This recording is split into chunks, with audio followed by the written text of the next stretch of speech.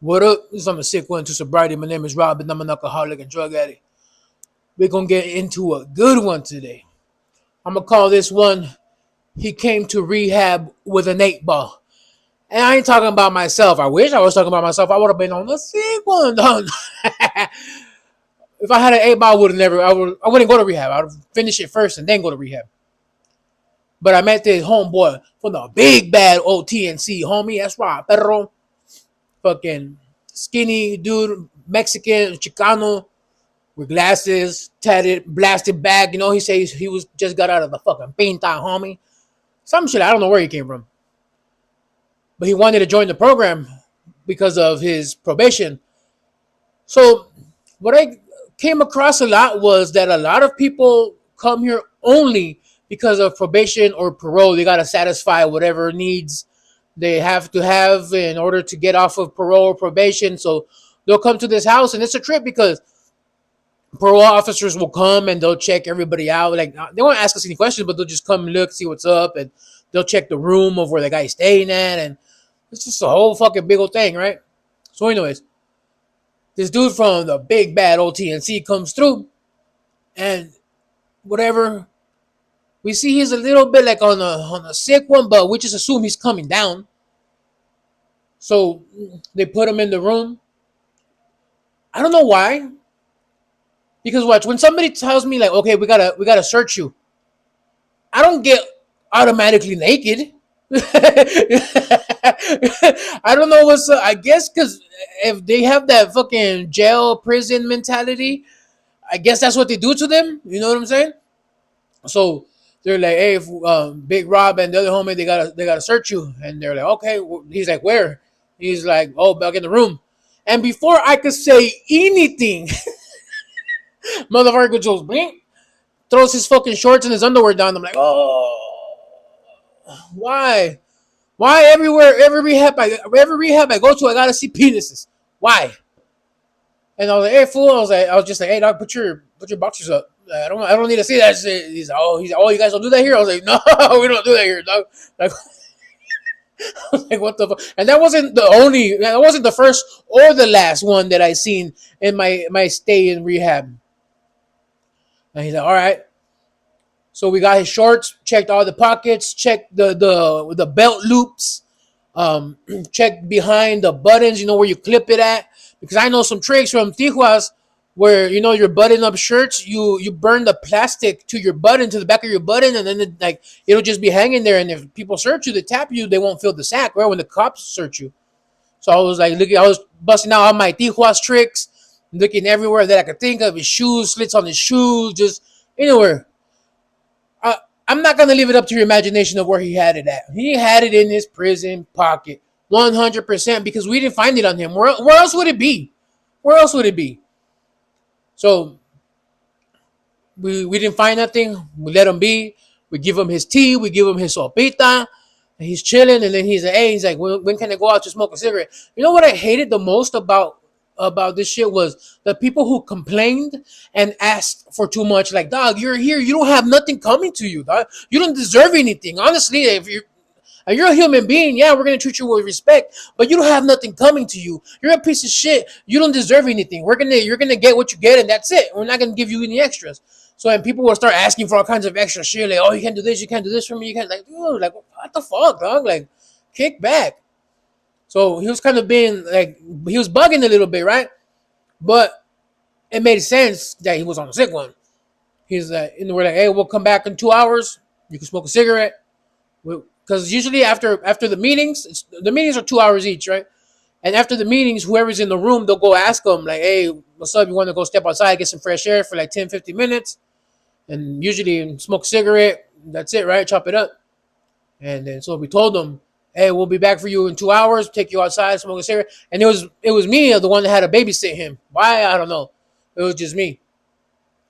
So the meeting ends, right? We do the 2 hours, and I walk outside. And when you walk outside and I'm facing this way, there's two windows. The right side window is the withdrawal room, the cuarto de Malias for the boys, and then the left side is the cuarto de Malia for the girls. So I'm like doing something. I don't know what I went to go do outside, But when I get in front of the window, I see this fool rocking the foil paper, dog. He's like this. I'm like, oh. He looked at me.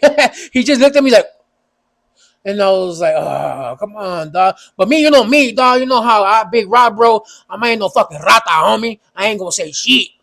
I mean, I really didn't think I should say anything, right? I really did feel like if I said something, I'd be a rat. I don't know what I was worried about, but so I didn't say nothing. And he's like, hey, like sitting all that, how no trip, fool, you know? And he put his stuff away, and then I went in. I was like, what's up, fool? You ready to go smoke a cigarette? And he's like, yeah. He was like, hell yeah, bro. I was fucking full of all kinds of sweat dripping down his face, you know, on the sick one. And he's like, hell yeah, bro, let me get a cigarette. And fucking hooked him up with a cigarette. We're sitting down in the garage. The garage door was open, and we just be sitting there smoking a cigarette. And then he like, he's like, hey, big dog. And I was like, what's up, fool? He's like, look. And he shows me that shit, right? Big old fat 8 ball. And mind you, I only have maybe like 2 or 3 weeks in the program, so I'm fresh coming down. You know, I'm barely getting my mind right. And like I still want to get high too, you know what I'm saying? And he shows me that shit. I'm just like, ugh. I was like, yo, let me front me a dime, dog, or something. You know, I was like, let me get a hit, bro. Let me get a hit, dog. Like, no mames. And he's like, hey, fool. He's like, and he starts talking to me, right? And we're chopping it up. He's like, yeah, what are you trying to do with the program? He asked me. And I told him, I was like, oh, I'm trying to do this. I want to get my life straight. He's like, oh, that's what's up, dog.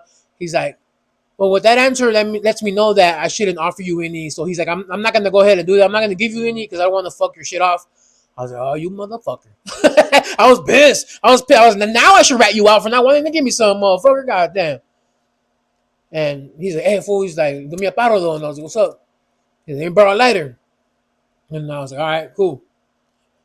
And bro, and I gave him it was a sick ass lighter that I had from Rick and Morty. I fucking will always hate this guy for fucking coming up on that shit. I let him borrow. I was like, let me get it back, dog. And he's like, yeah. And then we kept chopping it up, and then he just told me, like, he's like, hey, and then he hit me like, hey, what's up? Where you from?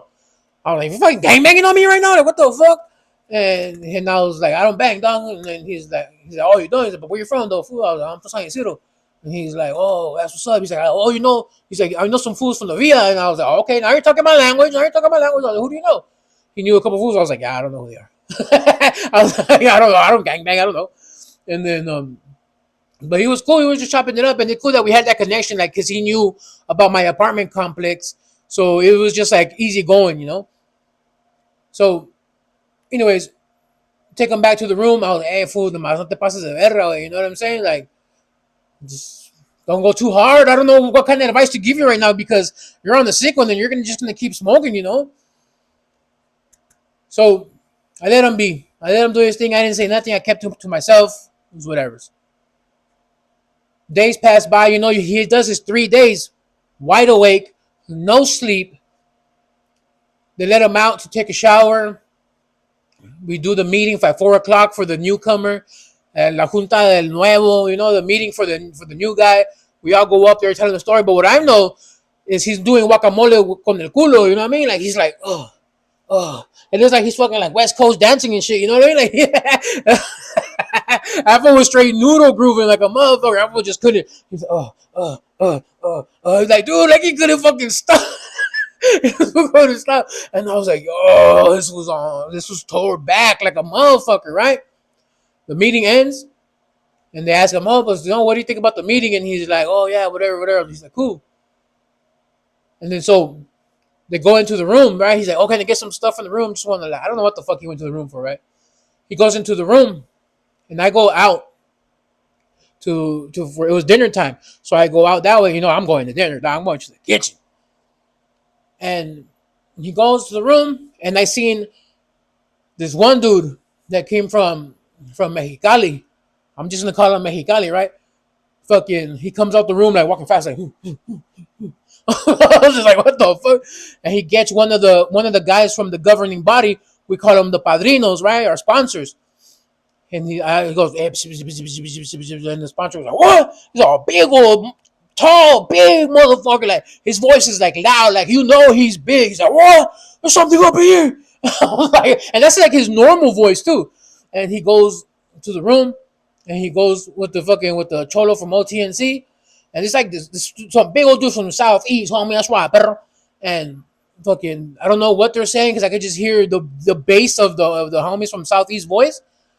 And then he comes out with the OTNC guy, and the OTNC guy is like walking with a shame, dog. Was like his head down, like trying to cover his face, like don't look at me, little puppet, don't look at me. And I was just like, oh, well, I was like, they're kicking out the homie already. And they're like, no, and he's like, this will have some shit in the room. He wants to stay, so we're gonna flush it. And they gave him the ultimatum. The homie from Southeast told him, like, hey, dog, if you want to stay, we gotta flush it. If you want to bounce, I'll give it back to you. No harm done. Te vas a la verga.